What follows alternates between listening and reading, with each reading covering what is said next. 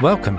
You're joining in with a message from Bridge City Church, where our mission is to lead people in a relationship with Jesus and grow the church locally, nationally, and internationally. We pray you are blessed by this message.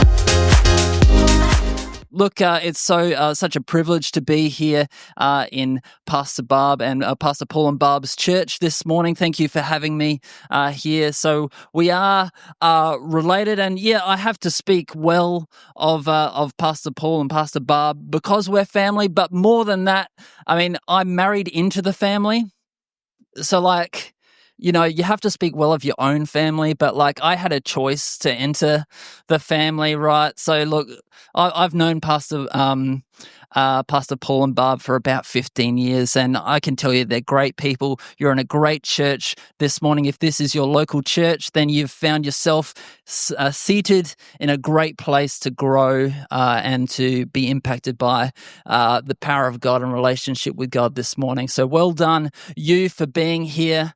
I'm excited to be here. It's great preaching outside of my own church because everyone in my church has already heard all of my stories and is starting to get bored from them. So I can at least share a little bit about myself, and you might not know too much about my personality, for instance. So I'm a pretty laid-back kind of person. Both me and my wife are fairly phlegmatic, kind of easygoing people, which was really one of the things that I was highly conscious of before getting married, because when you got two people that both have the same personality type, then there's things that are going to go by the wayside potentially. And so we're pretty easy. Things get broken in the house, and we're just like, but do we really need that chair? The oven broke, and the door literally wouldn't close properly for a year, and we're just we're that's fine. That's fine. We can still cook in it until the door fell off. And then we're we probably need to do something about that. We eventually got a new oven that sat there for about a month, and then eventually I got frustrated with it, tried to install it, and nearly electrocuted myself. So look, it's a real privilege that you've got me here at all, because it nearly didn't end up happening, but that's great. I'm here this morning. I'm getting in the spirit of getting things fixed, I'm getting my bike fixed at the moment. It's been in the shed for about 3 years, and I'm finally starting to get some things that are not complete, that they're not whole. I'm finally starting to get them fixed. I'm motivated by doing that stuff at the moment. I'm keen to get my bike back because I used to love bike riding a lot. When I was in my early 20s, I decided to go on a little bit of a out there sort of trip. We went to New Zealand and went to Christchurch with two other friends, and we hired bicycles. We hadn't even booked the bicycles. We just went in there and said, can we have some bicycles, please? And we would like to ride a very long way. We wanted to ride from Christchurch to Queenstown. So over a mountain range. So I was keen to do it, but I really never ridden a bike since I was a kid. I just trialed riding around Stirling, which is where I was living at the time. So, Stirling's is not exactly a mountain range. There are hills, but just riding around the Adelaide Hills, that was my trial run. So I was a little bit nervous just to see how I was going when I had to encounter mountain ranges. And if you've been to the South Island of New Zealand, you would know there's a pretty big mountain range that goes right through the middle of it. So the first couple of days were all right, but then about day 3, we started heading up into the mountain range. And I remember this afternoon that we stopped at a local cafe, had lunch, and then I got back on the bike. And it was all of a sudden, I just hit this brick wall. And it was everything was against me. The wind was just howling in my face. My legs were so tired. My bike was barely moving, and I could see my friends getting further and further and further ahead of me. And it was just like this was all afternoon for hours and hours and hours. I was just struggling, pushing myself as hard as I could to keep up, and to the point that all of the doubts and concerns that I had about my ability to actually go on this venture were starting to be validated. We even got to the top of the hill and started going downhill. My friends are flying down the hill, and I'm just like, why is the wind blowing against me so hard, and my friends are flying, but I'm just pedaling.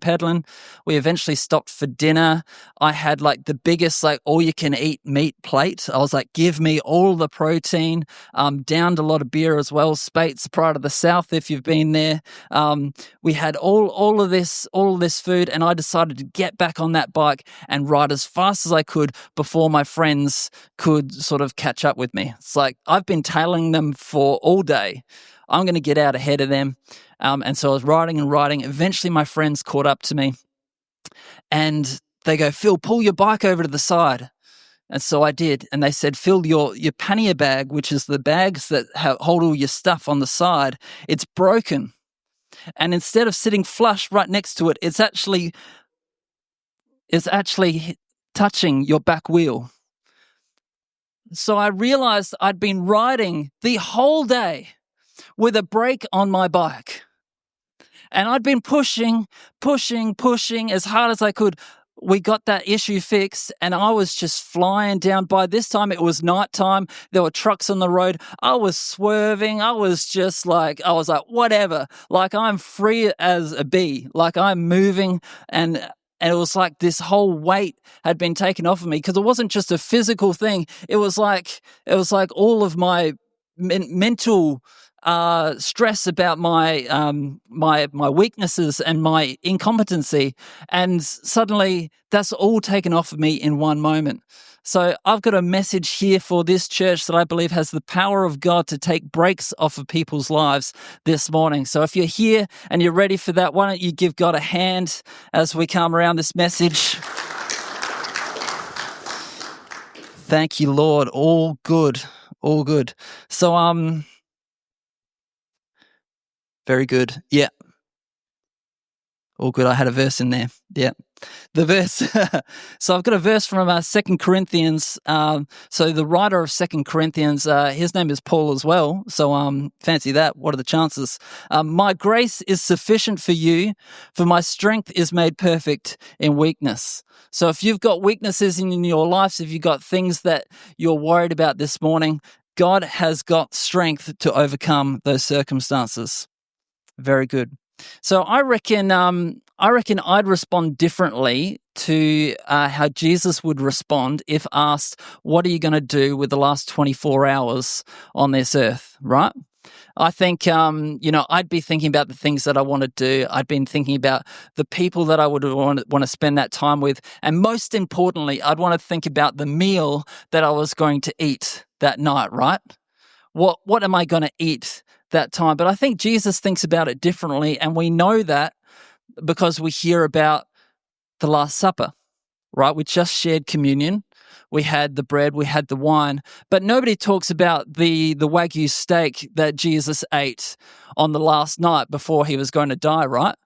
Jesus knew what was happening, but instead of just, going 10-pin bowling that night, Jesus decided to spend his time with the disciples and downloading into their lives. He says this really cool statement in John 14, verse 27, says, "Peace I leave with you, my peace I give you.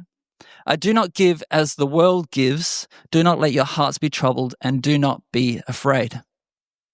When Jesus says, peace I leave with you, my peace I give you, the word in Hebrew is shalom. It's this sense of being whole, being complete, not incomplete, like me with my bike that's broken, or me with my oven that has the door handle fallen off. That doesn't give me a sense of peace. But what does give me a sense of peace is this sense of being whole and being complete. And that's the word that Jesus uses. My peace I leave with you, my peace I give you. Very cool. So that's a verse that I've learned to um, I've learned as an adult, but I can tell you, I wasn't. I didn't know that verse when I was a very young kid, when I was 8 years old. So when I was 8 years old, I was diagnosed with cancer. I was diagnosed with leukemia as an 8-year-old kid. I didn't really know what that meant when I was first diagnosed. There was a kid at my school who had pneumonia, and he'd had a couple of weeks off school, and I thought that was pretty wild. And so I asked my parents, I said, is leukemia, is that worse than pneumonia? And they said it was. And I was secretly a little bit of pride, like sort of stuff. I was like, this is pretty out there stuff. But once I realized sort of the process that I was going to have to go through and what that actually meant, started to hit home a little bit. I was very fortunate to be in a faith-filled family and in a faith-filled church where we believed that God had a plan, He had a purpose. We had a God who could do miracles. We had a God who we could have hope and faith in. So I was very fortunate to be placed in that place. And even at the age of 8 years old, I had a very strong confirmation of the plan and purpose that God had for my life. So that was a real blessing. But I still had to go through the trials that were ahead of me. And so that started with 2 years of chemotherapy. So I went through that. God was incredibly good through that time. I was able to get through that time and started on my life again. But then after about a year and a half after that, I was diagnosed again. I had a relapse. And for me, that was not part of God's plan. That didn't fit with what I thought God's plan and purpose was for my life. It's that sort of time where I felt challenged and I needed to either run towards God or run away from God. There's a verse that I really like in the Bible, which talks about it's a verse about Abraham actually, which is, I'm just find it. Where are we? Here we go. Yep. Romans 4 verses 18 says, against all hope, Abraham in hope believed. So I don't always associate myself with a 100-year-old man, but in this case, I totally get it. Against all hope, in hope, Abraham believed. I believe that with Jesus and the gospel that is presented to us, we have a hope that we can attach ourselves to. It's not necessarily a hope that matches the reality that we're dealing with, but it's a hope that God has a plan and that God has a purpose to get through those seasons in life that don't match what we're wanting to, that don't match where we feel we're at. It's that sense of peace in all circumstances that we have in our lives. And that was the hope that I decided to attach myself into that time. That's the hope that I relied on. So I had to go through another 2 years of chemotherapy. So by the time I was over that, I started high school. I'd been through 4 years of chemotherapy, about 6 years of dealing in and out of hospital, in and out of schooling, losing my hair growing back, rinse, repeat over all that time. But I was really lucky that when I started high school, I was just finishing chemotherapy. So I was able to start high school, and most people didn't know the journey that I'd been on. So I was able to kind of be like, nobody knows that I'm the cancer kid right now. I can be whoever I wanted to be. So I experimented with the notion of being cool, which was really fun. And I can tell you, high school kids, they're so gullible. I came from a primary school with 25 kids in my class, and only 5 of them were girls. And being the cancer kid who was like half the time wasn't there, and then the other half, they were there, but they were bald, I didn't have a lot of confidence talking to girls. Went to high school, just faked it. Oh, man, you can fake it when you go to high school. People don't know anything. They're so gullible. So I went to high school. Hannah doesn't believe me that for a moment I was cool, but I can tell you, Like, I've got the microphone this morning, so it was a really great, fun time, but it didn't last too long that I had another relapse. And by now, it's kind of, that situation really didn't match my experience of what I wanted from God, what I wanted for my life. It didn't match. And I really had a choice. I remember specifically a time that I was in the back seat of my parents' car, and the question came into my mind, why me?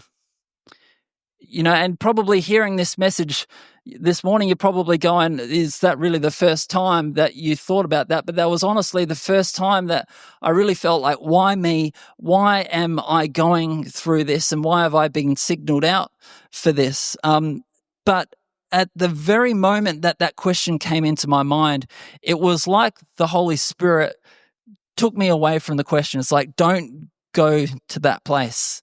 And it was this really weird thing. Like, I knew that's what happened, but I didn't fully understand what God was doing for me in that moment. It's like, as an older person, as an adult, I've been able to rationalize the fact that the question, why me, at least for me, was a very dangerous question. It's a question where I could believe that God was the cause of my problem and not the solution to my problem. And as I've grown up, I've learnt to locate myself in a different type of question, which is, where is God in this situation? Not why me, but where is God in this situation? I find that question, if that's helpful for you this morning, that question allows God to do something in your life. He allows God to do something in that question. He allows God to plant a seed of hope and faith in your life. So hopefully that's helpful for you this morning. But I still had to face the prospect of a bone marrow transplant. So for me, I'd had many years of chemotherapy to this point, but a bone marrow transplant was something that I'd never faced before. That was a new thing. That had a few steps in the process. So the first step was to find somebody who was a bone marrow match for me. So we, tested the family, but no one within the family was a good match for me. We had to find somebody from some willing participant out there. Somebody, they came up, they said, Phil, this is a pretty good match, not a five-star rated match, but sometimes you get in a 4-star Uber or something like that. You go, oh, it's good enough. They said at this point, that's good enough. We're going to go with that. They asked the donor, and the donor decided no. Once they heard what was involved in the process, they said, no, we're not going to do that. That was pretty deflating at the time. And at the time, I was going through chemotherapy to keep, things in check, just waiting for a donor to become available. It was around that time that I got really, really sick. So I'd been remarkably healthy, despite everything that had gone through. I'd been remarkably healthy to that point, but I caught an infection and I had a fever. And so we went down to the hospital to make sure that things were all right. So I remember waiting in the waiting area. They took my temperature and that was fine. Everything else looked fine. And then they took my blood pressure. And all of a sudden, I was put on a bed and run through the hospital. So not just like wheeled through the hospital, but literally rushed through the hospital, put in an elevator. And at that point, they had me, they had the heart rate monitor. As we were going up the elevator, my heart rate was going down quite rapidly. So we went into the ICU and were given the private room in the ICU clinic. So look, if you ever have to go into the ICU, I can tell you the private room is lovely, but it's not the place you want to be. You'd rather be sort of in the other area, because the private room is reserved for really high stakes emergency area. So I was put into the private room and my heart rate was continuing dropping. So what had happened is I'd had this infection, and instead of the infection neatly sort of dying, it decided to explode and go throughout my bloodstream, and my body was entering shock.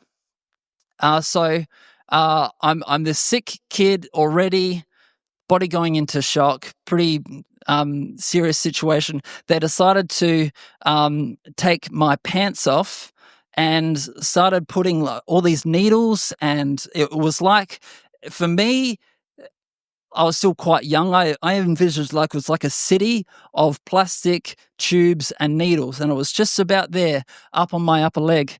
And what I'd learned later is that what they were actually doing is they were using that to pump adrenaline straight from there through an artery into my heart. So it was at the age of 14 that I learned that the fastest way into a man's heart is actually through his groin.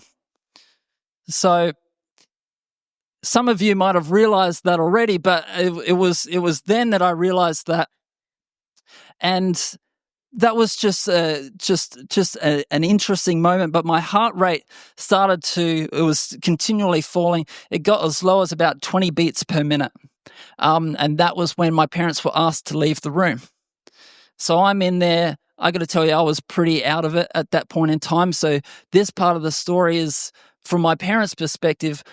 My parents were now outside of the room, stressed and anxious as you would be as a parent. But I can remember my dad talking to me after and saying that he almost tangibly felt the presence of God inside my room. So behind those closed doors, the presence of God with a bunch of nurses and doctors and an extremely sick kid, the presence of God was in that place. For me, the experience, I was dealing with all that sort of stuff at that point in time. I'm not even sure that I was conscious at that point. But I remember a couple of hours or an hour later, things started to pick up to the point that I was semi-stable, but they certainly weren't sure whether I was going to make it through the night. But I was conscious at this point. I remember the doctors and nurses, they all spoke to me and they agreed that I needed to sleep to give myself the best chance of surviving this. And so I remember the nurse coming up beside my bed and kneeling down next to me. And she looked at me and she said, "Is there anything that we can do for you?" And I remember looking back at her and I said, "Well, can you please find where my dinner is?" So in that situation, the reason is I knew on Wednesday nights at that particular clinic, they have a fantastic mac and cheese. And it was a mac and cheese to die for. Like, you couldn't get that at Faster Pasta or anything like that. This was a really high quality mac and cheese. And I was just hankering for that mac and cheese. Now, the thing is that the Bible, it talks about the peace of God transcends all understanding, right? The peace of God doesn't make sense. So in a room filled with people that are panicking and worried about me not making it through the night, my biggest concern was not whether I was going to make it through the night, but whether I was going to miss out on the mac and cheese. I remember I'd placed an order for it and it hadn't arrived. Now, the doctors, unfortunately, they told me that my body was too weak to be able to digest the food, but that wasn't my biggest concern at that point in time. You know, my biggest concern wasn't whether there were angels in the room or something super spiritual. The peace of God was just on me at that point in time. It doesn't make sense going through that, but looking back, I know that was the answer, is that the peace of God was on my life at that point in time. Very good. Are you with me this morning? Very good. All right.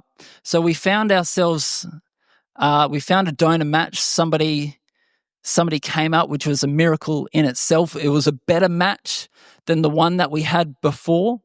And I went to Sydney. So Sydney specialise in these bone marrow transplants. the whole procedure was quite new to me. It's not something I'd been through before. So I quickly learned what was involved in a bone marrow transplant. So it's different to some other transplants. Not that I've had another transplant, but I can imagine, sometimes you might take, the organ out, boom, and then put another one back in. With a bone marrow transplant, the way that they do that, because the bone marrow produces all the blood cells and all of that in the body, you've actually got to basically kick the existing bone marrow to the curve so that when they inject the new bone marrow, it's actually a liquid. It's not a physical thing. It's actually a liquid goes in there, that the new bone marrow that goes in there is stronger than the one that was in the current person. So you got to kick the body to the curve and then bring in the new one and hope that grows and actually overtakes the existing bone marrow. So I can tell you here this morning that I'm going to give it away that I actually survived this, but yeah. Look, I was trying to keep that, suspenseful, but I can tell you this morning that my blood type is actually different than the one that I was born with. So my high school biology teacher, she didn't believe me, but I was able to tell her that and impress her with that. But there you go. So it's a fairly intense procedure. So I went to Sydney. I was there.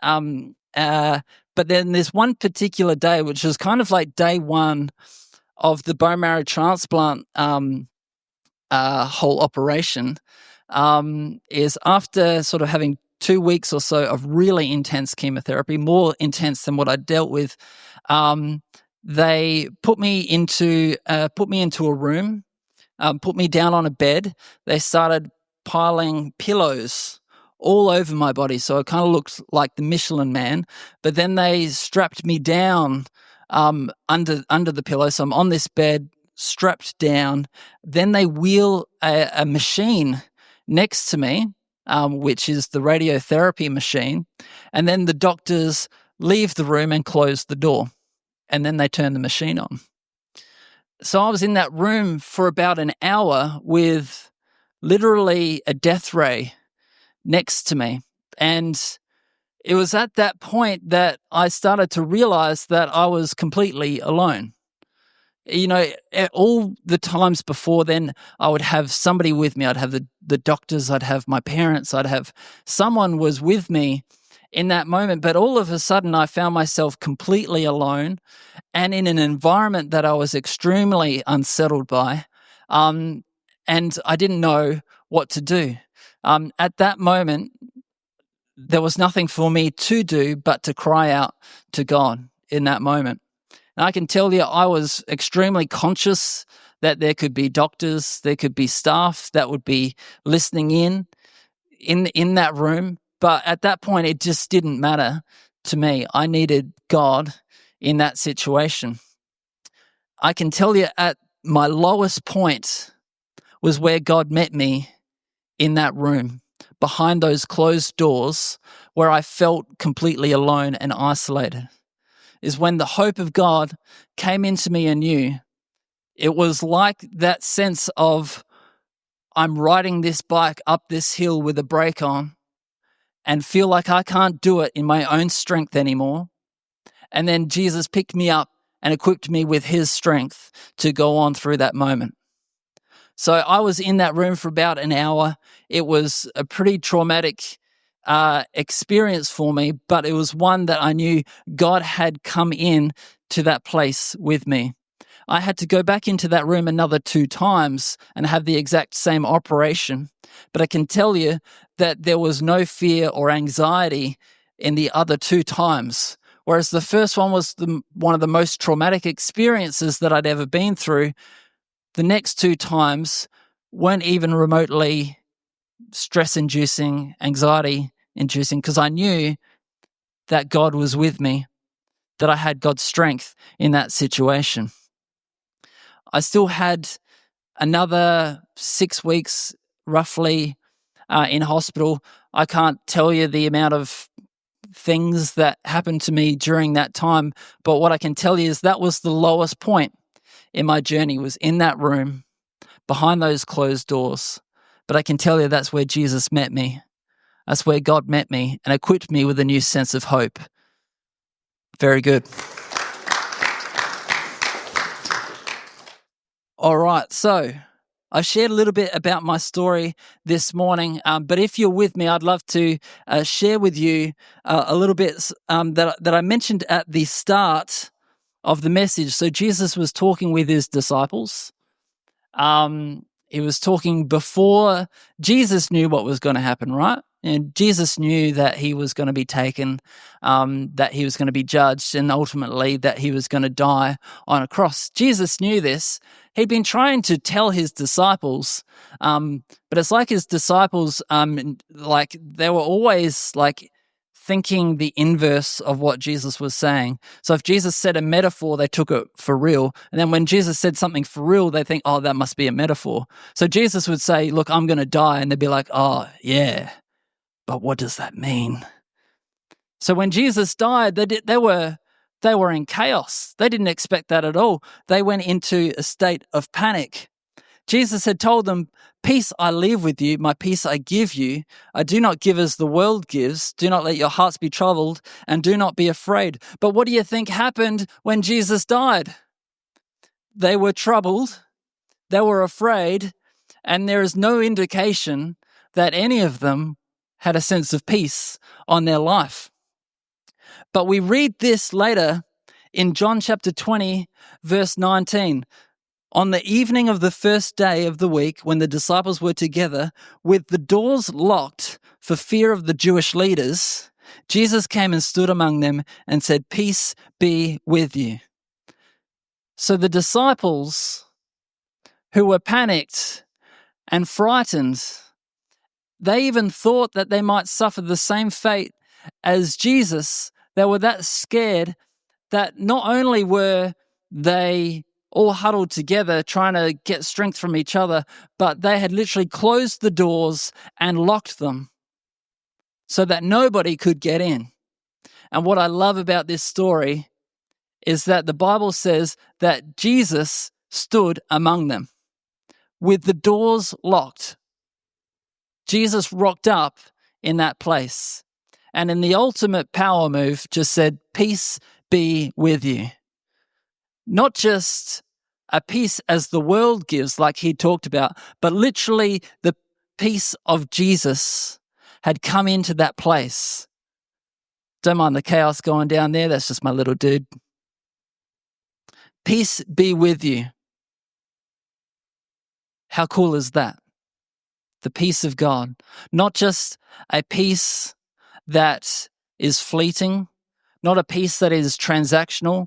You know, sometimes in different parts of the world, they have greetings that are like, I think in China, they say, go slowly. It's kind of like yeah, that's like, be well, live long and prosper, maybe. That's the sort of peace that the world can give, is like a well wish. But Jesus says, my peace I give you. My peace I leave with you. Not peace as the world gives. Do not let your hearts be troubled, and do not be afraid. And when the disciples were at their lowest moment, behind those closed doors, Jesus rocked up and said, I'm here. Peace be with you. How good is that? Why don't you give God a hand this morning?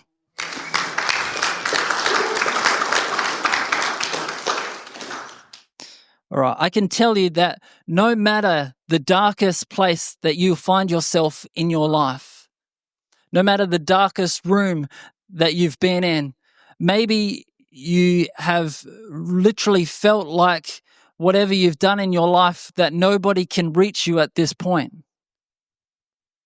I can tell you that Jesus can reach you in that moment. I can tell you that the peace of God can reach you in any moment. You might not have literally been strapped to a bed and closed and had the door closed on you. But sometimes we can feel like all the doors in our life are closed around us. God can meet you in your darkest moment. Very good. Maybe you're here this morning and you feel like that. Maybe you feel like you're stuck. Well, I can tell you that even if you're stuck, God isn't stuck. God is moving. Maybe even God is moving on your hearts right now this morning. In a moment, I'm going to say a prayer, and whether you're here this morning and you haven't met God, or maybe you're listening in online, we're going to say a prayer together so that we can say a prayer of faith for Jesus. So if you've never met Jesus before and you want to meet him right now, I'm going to encourage, with all eyes closed, we're going to say these things together and give you the opportunity to invite Jesus into your heart this morning. All right, so say these things after me. Jesus, I'm tired of doing life without you. Today, I ask you to come into my life. Just like you called your disciples to follow you, today I commit to following you. I pray that you transform my life. I believe that you died on the cross and rose again. Forgive me my sins today, and thank you for saving me. Show me the areas of my life that I need to change, and may your peace remain with me all the days of my life. Thanks for joining us today. If you'd like to find out more about our church, you can visit our website at bridgecitychurch.com.au. Stay up to date by subscribing to our channel on whichever platform you're receiving this message. Be blessed.